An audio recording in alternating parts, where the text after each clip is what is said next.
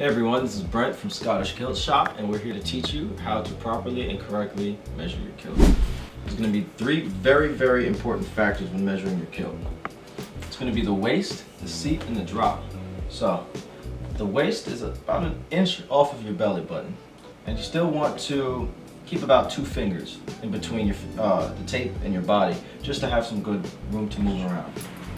The seat is significantly lower. The seat is just about right around your behind, so this is about the widest part of your body.